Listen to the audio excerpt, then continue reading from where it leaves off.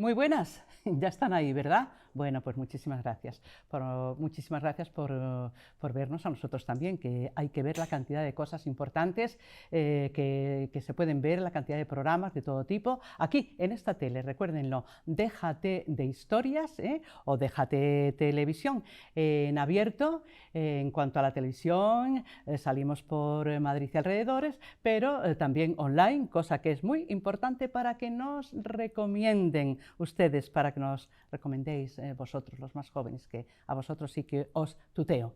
Bueno, ¿de qué vamos a hablar hoy? Vamos a hacer historia de una institución que nace en 1615, una institución con una vocación tremenda en lo social, nace para socorrer a los necesitados. En 1615 Madrid tenía una penuria económica tremenda que se notaba en las calles llenas de mendigos, y ahí empieza la historia de la Hermandad del Refugio y Piedad de Madrid. Se la vamos a contar a ustedes y también decirles que no solo es una historia, puesto que esa hermandad continúa trabajando siempre para esas personas que necesitan, por ejemplo, no sé, cenar porque andan por la calle o porque la crisis es la que es, y esta institución todavía diariamente ofrece 100 o 200 cenas, no sé si me quedo corta, totalmente gratuitas para las personas que necesitan comer gratis.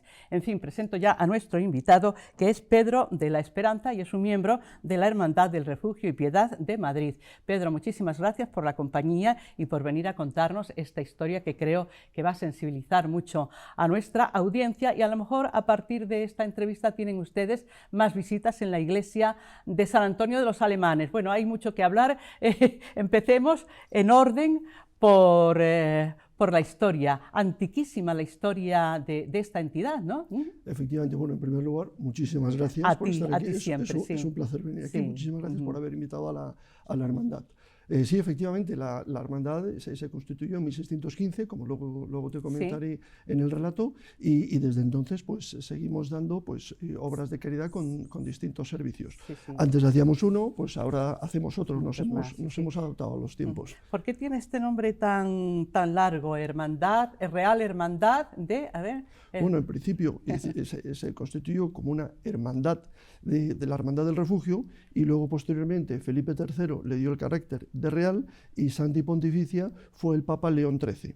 O sea, que es Real... o sea, no, es Santa Pontificia, Real Hermandad del Refugio. Y Piedad de Madrid, efectivamente. Es largo, ¿eh? Bueno, es largo. Hay que aprendérselo. Nos conocemos como el Refugio. Hay que aprendérselo, muy bien. Les decía a ustedes que la historia es muy bonita, han hecho tantas cosas que siento decirles que no conocía esta obra social tan amplia, porque al final, año tras año, se ha hecho más amplia, y entonces nuestro invitado lo que ha hecho es, en modo de relato, que ya saben que el programa es relato, contarnos toda esa historia a partir de esos 2 o 3 folios que ha preparado. Así que, Pedro, cuando quieras, y a esta cámara que tienes. Bueno, esto lo he sacado de un libro que es La breve historia de la Santa Pontificia Real y Hermandad del Refugio y Piedad de Madrid, de don José María Gullón e Iturriaga, el conde de Tepa, que es un miembro de la hermandad.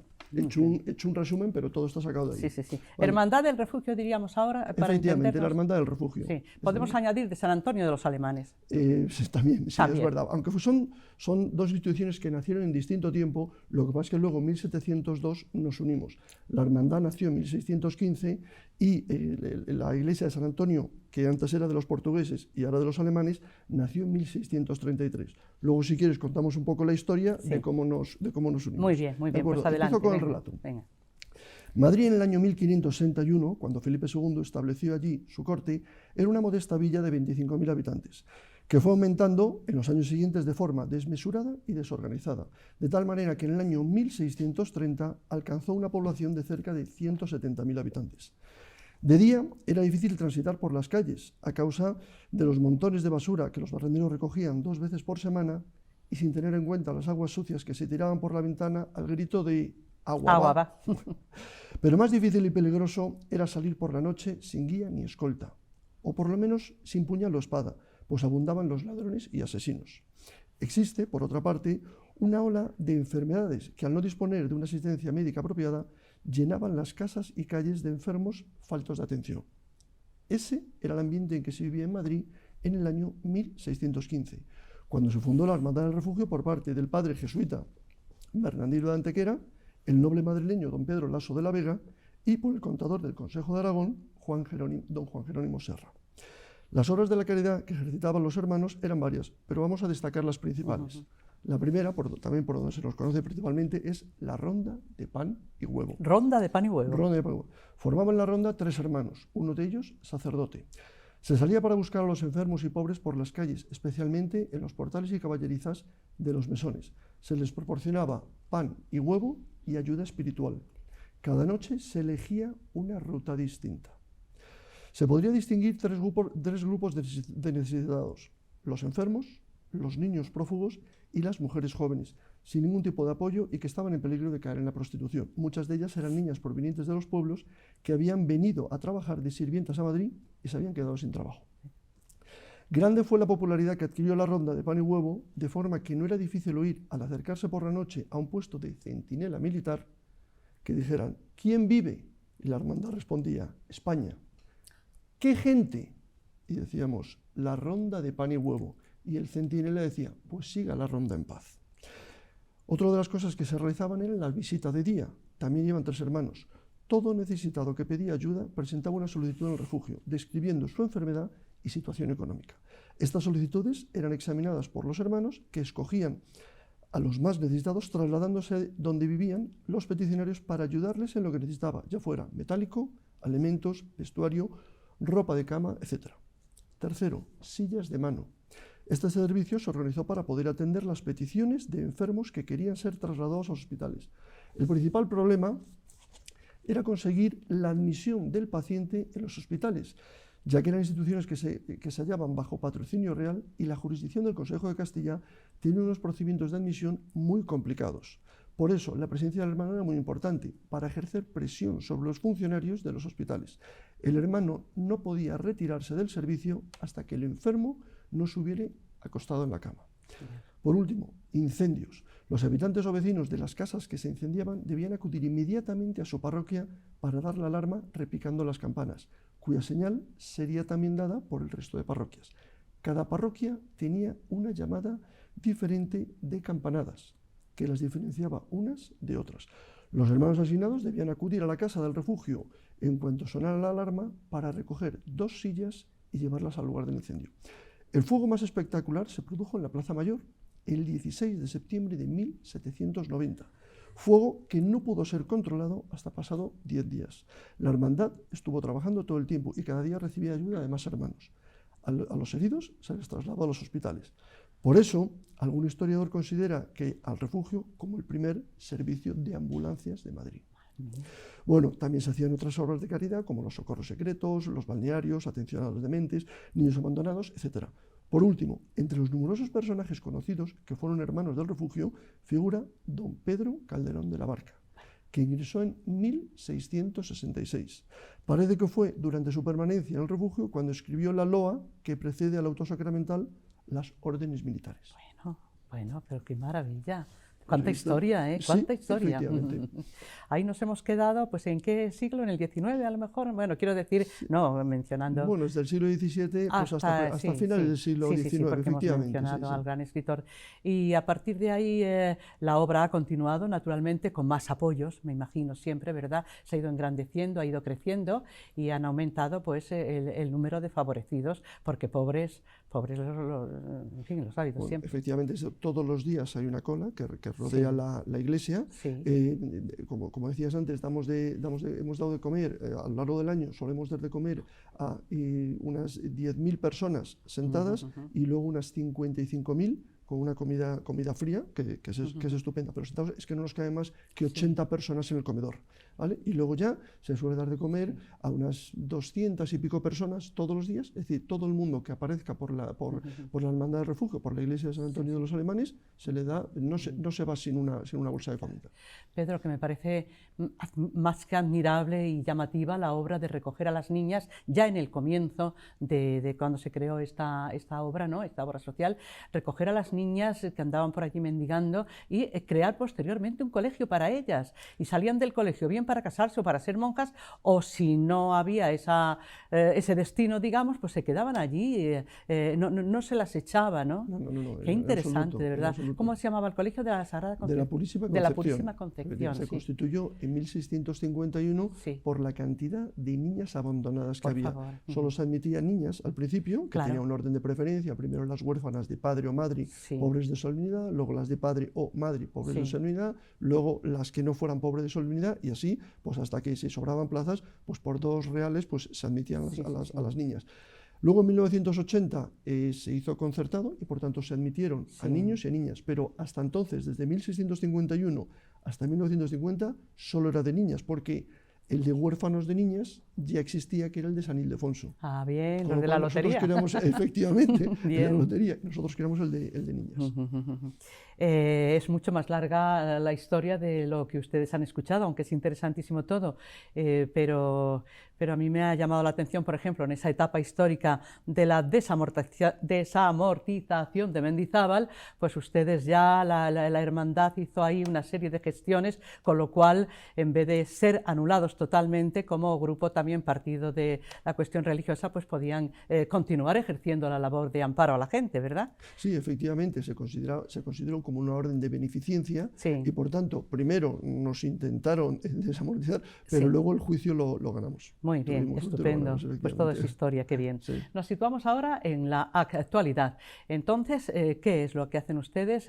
Diversifican un poco la obra y no solo las comidas, sino la ropa también. Cuéntenos. Efectivamente, es decir, tenemos Cuéntanos, ahora, que nos estábamos hablando de tú. sí. Sí. Tenemos el comedor social, que se abre todos los días de 7 a 8. Insisto, los primeros son los que se sientan, y los que en la fila, los que están a continuación, se les da comida fría. Eso es todos los días menos los domingos.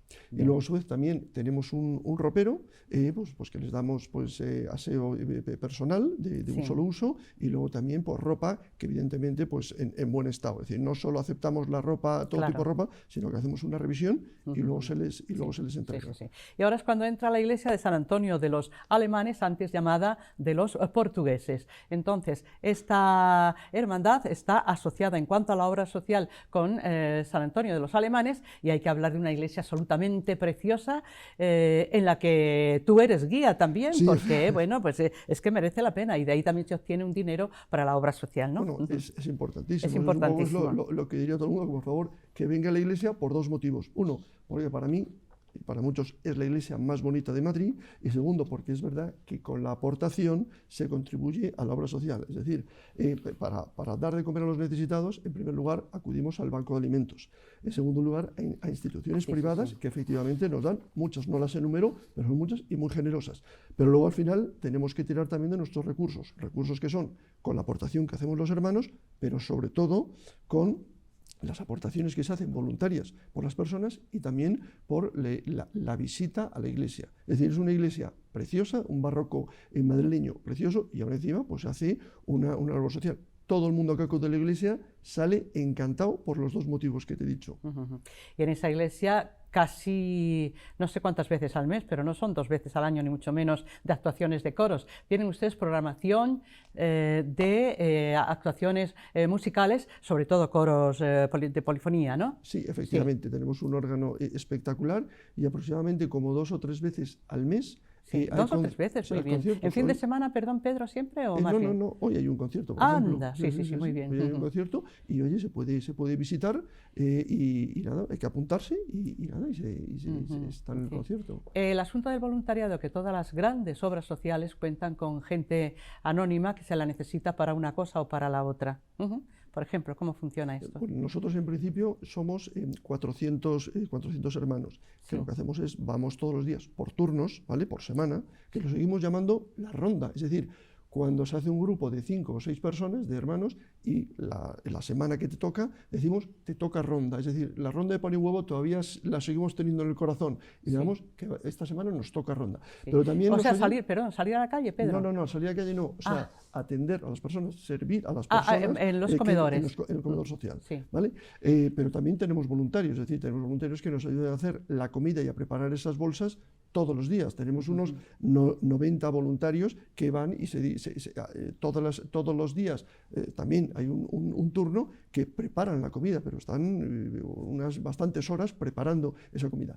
También las personas, es decir, cualquier persona se puede apuntar como voluntaria a la Hermandad del Refugio, pues a través de la página web, es decir, Hermandad del Refugio en la página web, y te sale y se puede conectar uno allí como voluntario. Y hay mucha información. Volvemos brevemente, ya nos faltan pocos minutos para acabar, a la iglesia.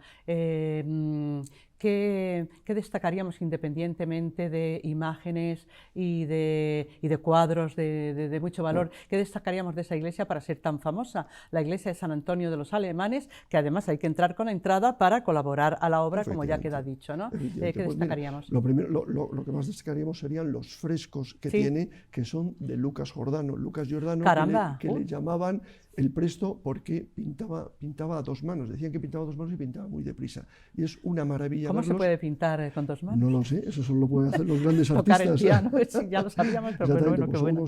Son unas pinturas espectaculares, y ya viendo la iglesia por dentro, pues explicamos todo, porque Lucas lo dividió en 3 niveles. Una, los milagros de San Antonio de Padua. Otra, pues reyes y reinas santos europeos, y otra, alegorías a las virtudes que tenía San Antonio. Todo se explica detalladamente por cualquiera de los guías. Tenemos servicio de guía tres veces por la mañana y 2 por la tarde, con lo cual a cualquier hora que haya en la iglesia, tarde o temprano, hay un guía que le explica a la iglesia. A cualquier hora habría que llamar, previamente, si se va en grupo, ¿no? Si se va en grupo es mejor, es mejor hacer una reserva por internet. Pues estupendo, cuánto hemos aprendido, y ahí tienen ustedes una obra social magnífica con la que colaborar. A mí me encanta, desde luego, hacer este tipo de programas, y si tienen 3 siglos de historia, estas obras benéficas, pues fíjate, te habla del buen corazón que todos tenemos a la hora de echar una mano a toda esa injusticia que es la pobreza, la falta de medios. Bueno, pues Pedro de la Esperanza, vaya apellido que te tocó en suerte, ¿eh? Pues sí, eso te lo dirá todo el mundo, ¿no? Pues muchísima gente, sí, se lo agradezco. Por muy mal que nos vayan las cosas, siempre va a quedar la esperanza, ¿no? Efectivamente, eso nunca se puede perder. Estoy de acuerdo con usted. Pues ahí hemos estado con la Hermandad del Refugio bueno, es un enunciado muy largo, lo quedamos con la Hermandad del Refugio. La calle, que no la he dicho, está ahí. La calle es la Puebla 22. ¿En el centro? Puebla, sí, claro, sí, Puebla, esquina Corredera Baja de San Pablo. Muy bien. Pedro, allí les esperamos. De verdad, un placer, ¿de acuerdo? Muchísimas y a su disposición gracias. cada vez que haya que mover una ampliación de la obra social. Aquí estamos a disposición también. Claro que Muchísimas gracias, Julia. ¿Han visto? El tema era interesante hoy también, ¿verdad? Bueno, pues les esperamos dentro de 24 horas con otra edición de Relatos. Déjate de Historias Televisión. Muchas gracias por preferir nuestra tele y nuestros programas, de verdad. Hasta pronto.